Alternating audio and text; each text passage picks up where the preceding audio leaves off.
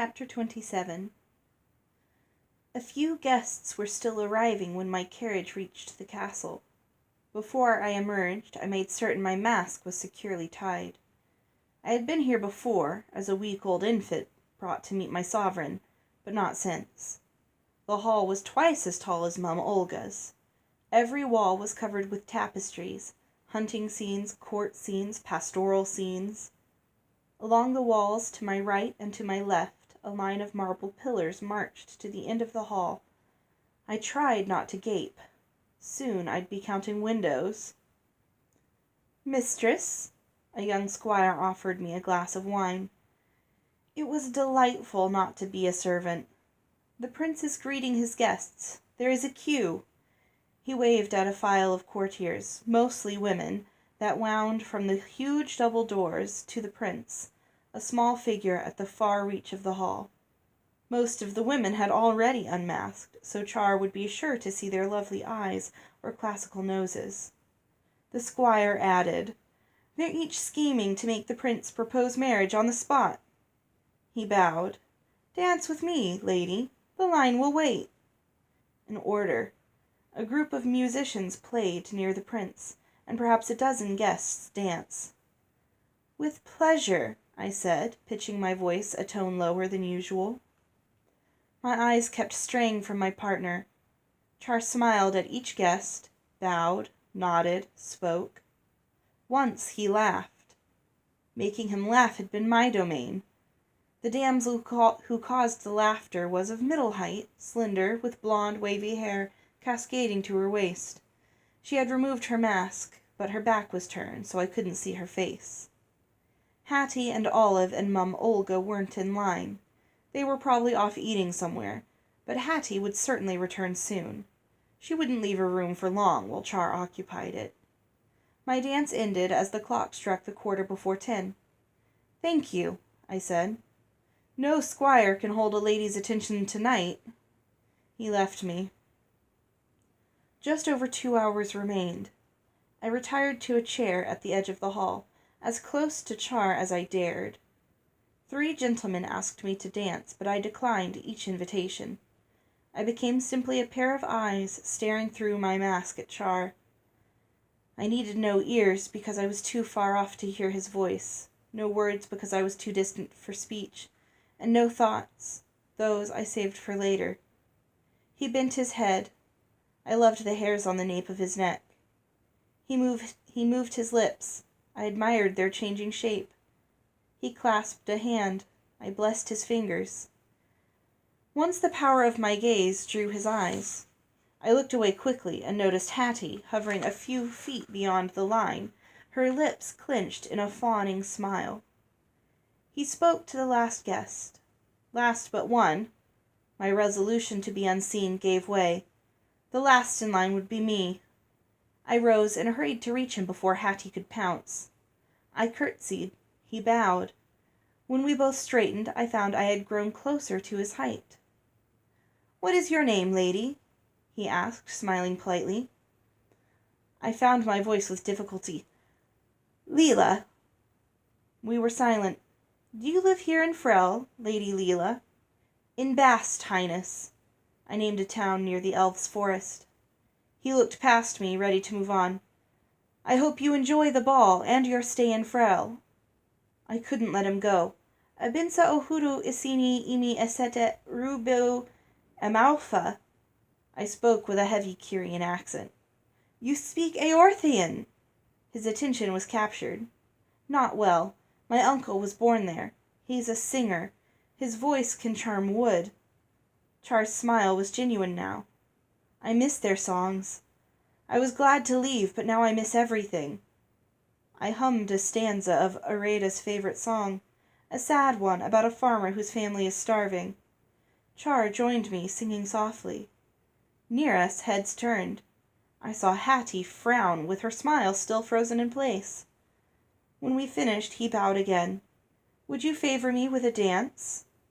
Over all the others, I was his choice. I curtsied, and he took my hand. Our hands knew each other. Char looked at me, startled. "Have we met before, lady?"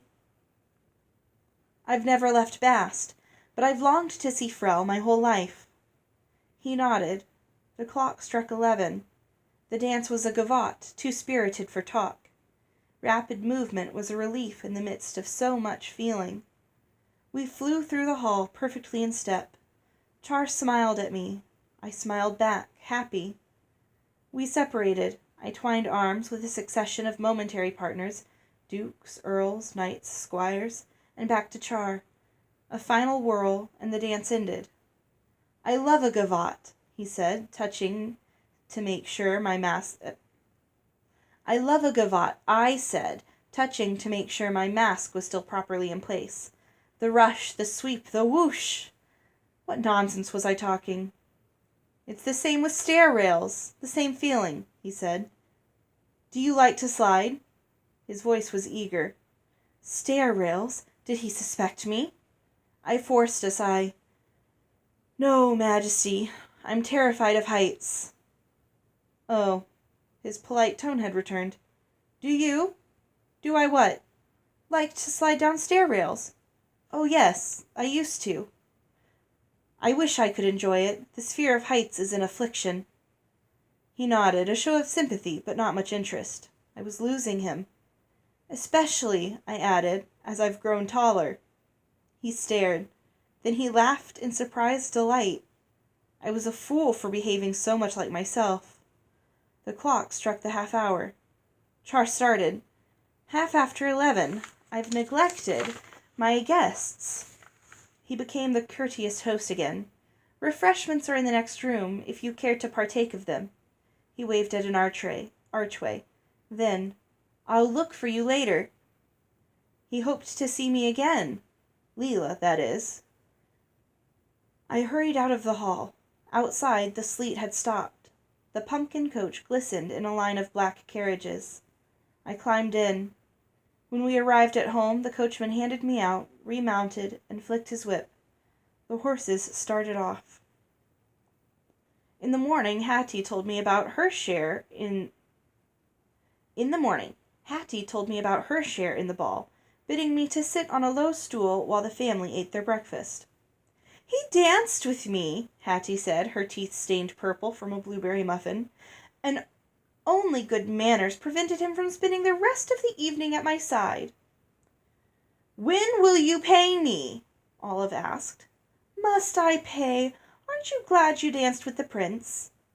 "You said you'd give me 3 coins every time he couldn't dance with anyone else because of me.